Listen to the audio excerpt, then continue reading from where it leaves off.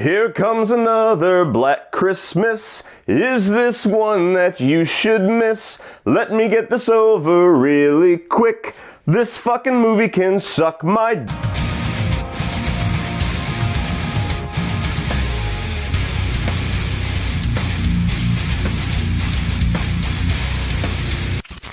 So Black Christmas tells the story of a sorority house being attacked by a masked and robed killer when the girls band together and fight back. What's going on, everybody? Glad to be back. Wish it was for a better movie. So you got Black Christmas. This is the second remake to the original classic slasher film. Seriously, if you've not seen the original Black Christmas, you need to get on that shit because that is a far underappreciated movie.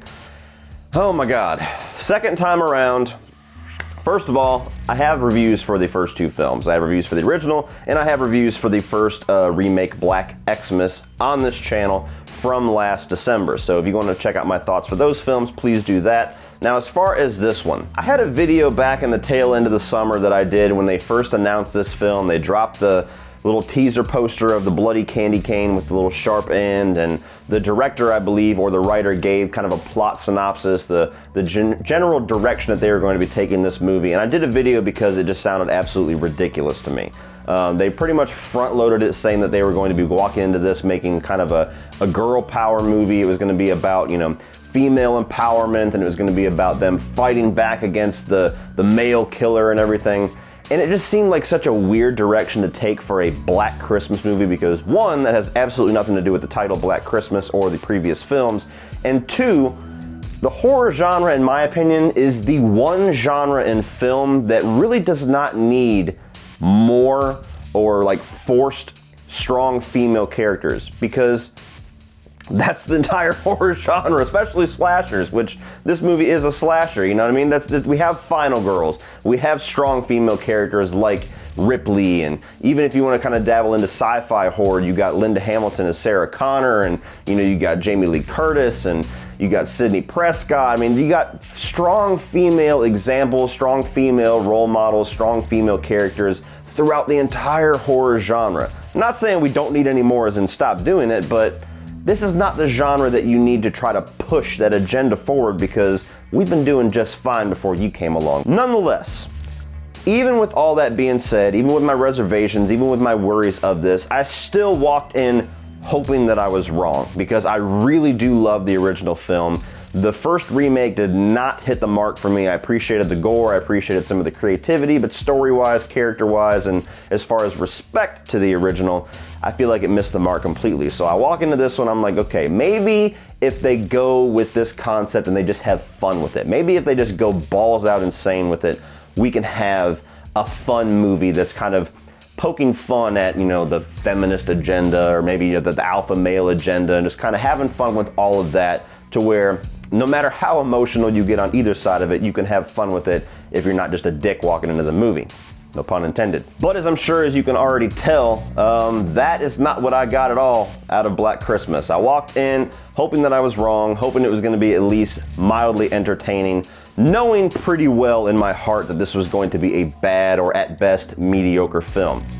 Well, let me tell you. It's worse.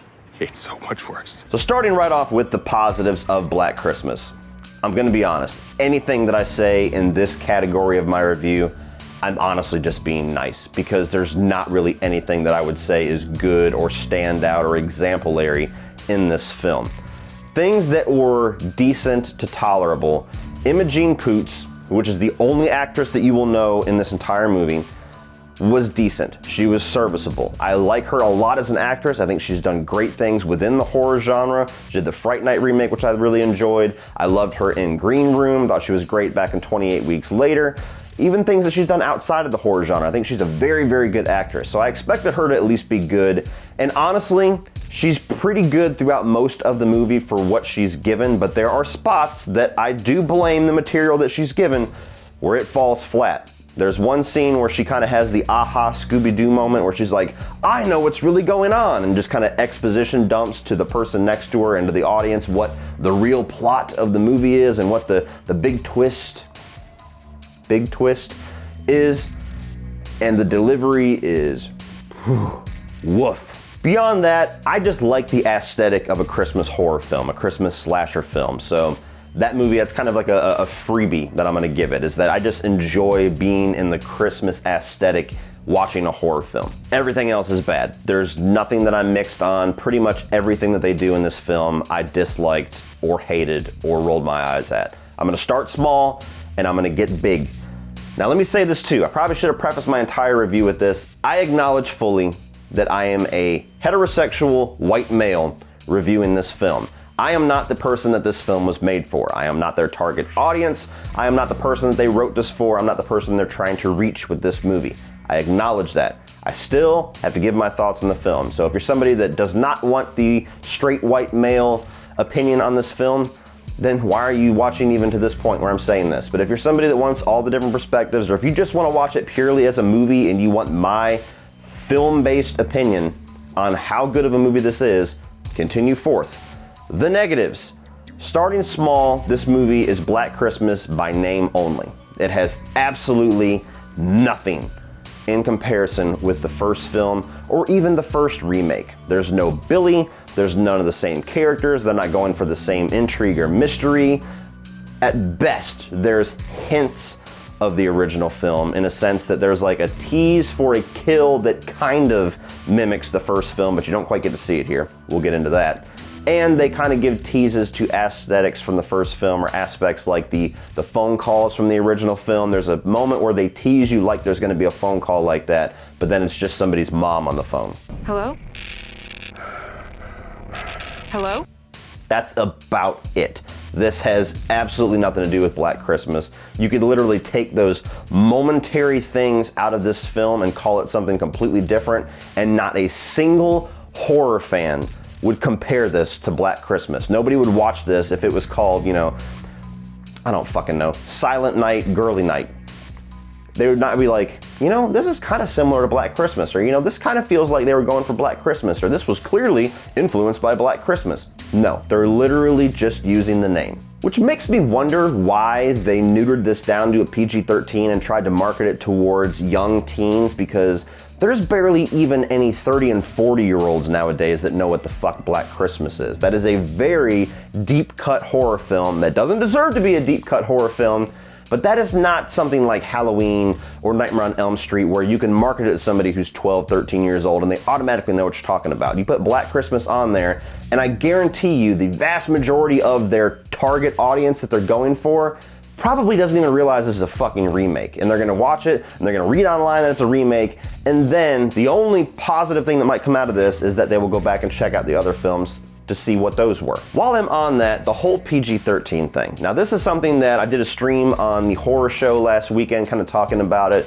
I don't know if it's something I've necessarily gone into very much on this channel as far as my thoughts on it, but I do think you can very effectively make a PG-13 horror film if that's what you're going for from the get, and if it's a type of movie that doesn't necessitate an R rating. If you're not gonna have tits, if you're not gonna have a bunch of F-bombs, if you're not gonna show a lot of gore, if you have something like Sixth Sense or A Quiet Place or Insidious, you can get away with a PG-13 and get a very, very effective film out of it. Slashers, however, I have a very hard time getting into a PG-13 slasher. There's few examples, like Happy Death Day is probably the only recent one I can think of without looking at my phone on PG-13 slasher films that I actually enjoy. And if you remember back to that review, one of the biggest things that I said that held that movie back from being even better was the PG-13 rating. So even that was something I held against that film that I enjoyed quite a bit. But you get here, and this film is very obviously a movie that was shot, written, intended to be a rated R film, and was hacked down post-production to get a PG-13 for release. You have kills, you have lines of dialogue that it's gonna have profanity in it that is just a hard cut in this movie, and it's fucking obvious that they had something else that they were gonna show you. Like there's scenes where you're about to see a kill and they cut away. There are scenes where you're about to see the aftermath of a kill and they cut away. There's a scene where somebody's about to say, "Suck my dick," and they get to "my," and it cuts.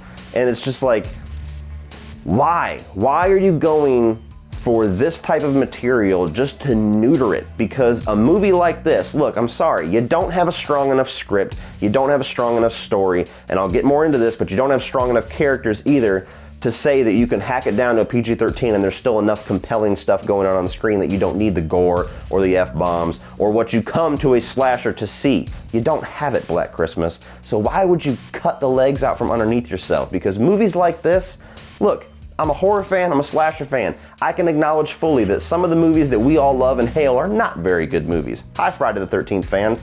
But if you have the gore, if you have the entertainment value that a slasher movie brings, it can overcome a lot of the shortcomings with your script and your characters and the movie itself. When you take that away, you're pretty much standing there with your pants down. Now, I mentioned characters. Where are they in this film? You want to have a movie that's kind of propping up strong female characters and, female empowerment. There's no strong female characters in this movie because the only one that has anything to fucking do is Imogen Poots, and the only piece of her character that we get as far as storyline or an arc or anything to latch onto to identify or sympathize or root for her character is that she has a past sexual assault trauma. And they overplay the shit out of that little bit that they give her character. Everybody else, I can't remember their names, I can't tell you anything about them other than the one girl who is basically the one who is given all the feminist agenda-driven dialogue. She's the one who's like the whole girl power one. That's the only other character in this fucking movie that even barely stands out. Everything else, stock characters that have absolutely nothing to do on screen but get killed. How does that get your message across? Oh, the marketing? Yeah, if you saw the trailer and you think, I think I just saw the whole movie, you pretty much saw the whole movie. There's maybe like 15% of stuff that you didn't pretty much get in the trailer that you could kind of come up with, and the 15% of stuff that I'm talking about is so fucking ridiculously stupid. You know what, I'm gonna go ahead and talk about it. Spoiler alert if you're that concerned about walking into Black Christmas 2019 knowing nothing, but I promise you, this is not the type of piece of shit movie that spoiler alert applies to.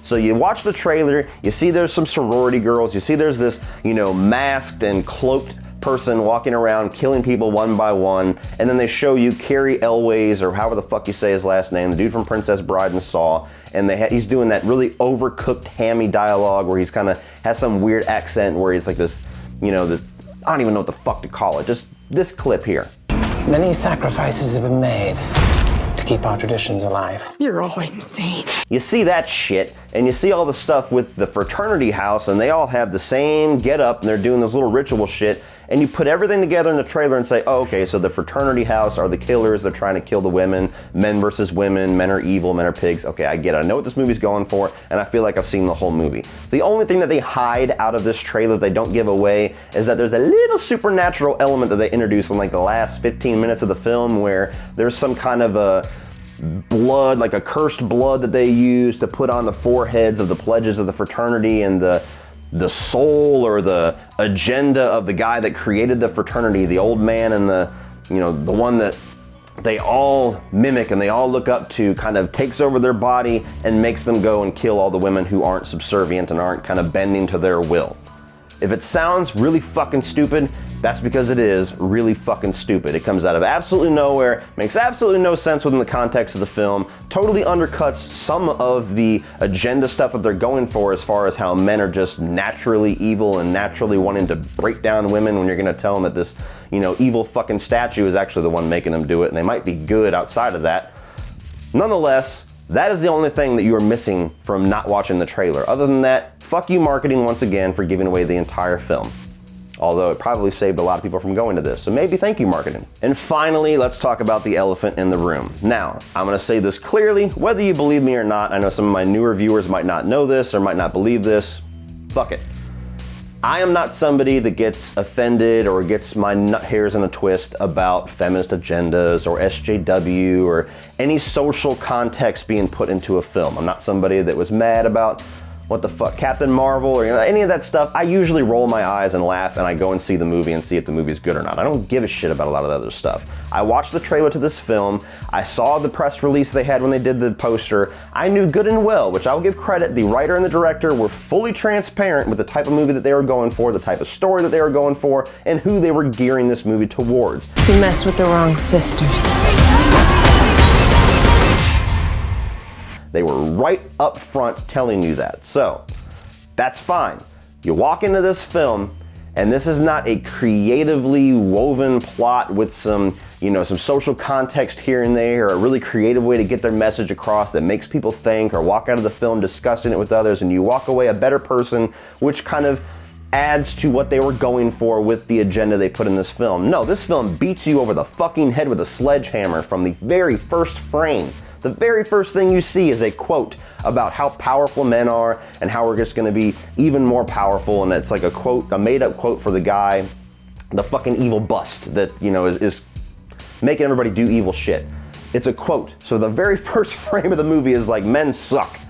You get through the rest of the movie and it's just like every 5 minutes there's a line of dialogue or a shitty joke or something that somebody says or a plot line that just is straight up, men are evil, men are pigs, especially white men, and women are saints and they're strong and they're never gonna be broken and all this other stuff. And look, in a fun movie or a better movie or a more creative movie, I'm all for having fun with that concept, okay? I can laugh at myself. If you're gonna have me watch a movie where the straight white man is the enemy or is evil and you're gonna poke fun at that, I can have fun with that because there's a lot of that that's probably true whether it applies to me or not. But when you do it in a movie like this, it's just irresponsible because they're not really hammering home a healthy agenda. All this movie is telling you is that all men, especially white men, are evil and they're totalitarian and they're alpha and they're gonna push you down and they don't care about you and they're fucking vile and they're pigs, and you gotta do whatever you can to get away from that and to stand up against that and to break through that, even to the point where there's two men in this film, one of which is a little bit of a dick, but he's still a perfectly innocent white male who's one of the boyfriends, and you have kind of a dark, light-skinned guy who's very nerdy and comes in and he's kind of like the really innocent guy. You have those two males who are the only male characters in this film, aside from the security guy who's in it for a few minutes, that are actually good men, good characters, not evil, psychopathic fucking murderers. And what does this movie do with the two examples of the men that you want to have in this world? You have one of them that finally calls bullshit at one point in the movie and says, look, all this men shaming and men hating that you guys are doing, it's going too far. Can you not acknowledge that there's some good out there? I'm not a rapist, I'm not like this. And what do they do to this guy? The feminist chick is just shouting and yelling over him to where you can barely even hear his fucking dialogue. The girlfriend gets pissed off, kicks him out of the house. He comes back 2 minutes later and is immediately fucking killed. Then you have the other guy who is the pure embodiment of innocence, embodiment of quality man.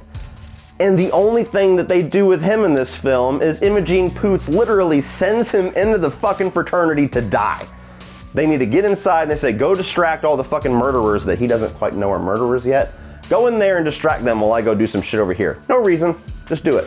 So you're trying to convey this message, this teaching, this agenda that, men need to not be that way, but you give examples of men being exactly what you're talking about and you fucking throw them to the wolves like a fucking horse with a lame leg.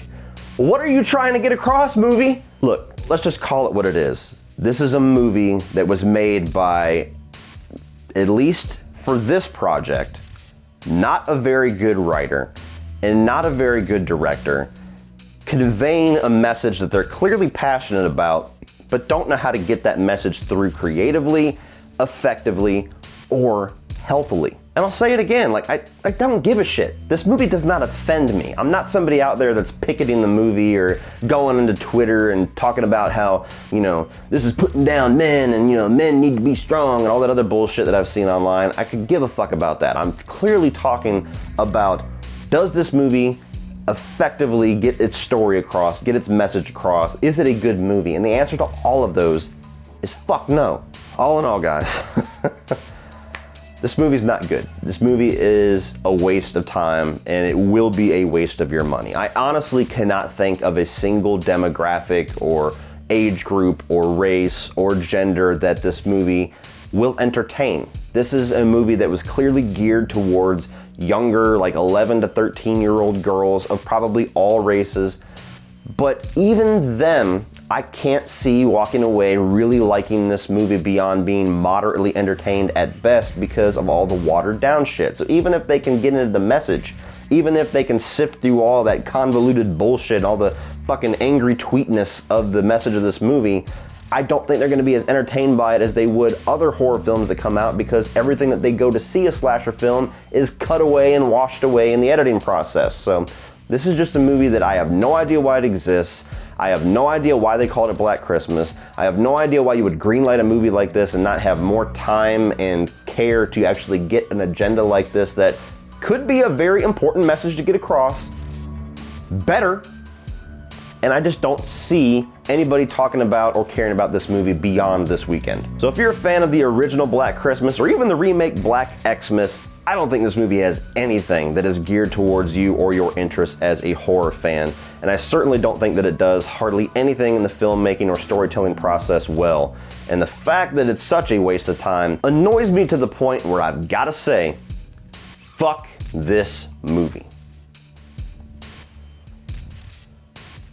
So what do you guys think of Black Christmas? Are you a fan of this one? Have you seen the other films? Do you honestly like this film? Are you entertained by it? Do you think that it actually gets its message across? If you do, please tell me down below. I would be very interested in having a conversation with you. I'm not gonna bite your head off as long as you're not an asshole. And please, people down below, don't turn this into a giant hate farm down in the comment section below. Did you like the movie? Did you not like the movie? Let's just keep it that simple, okay?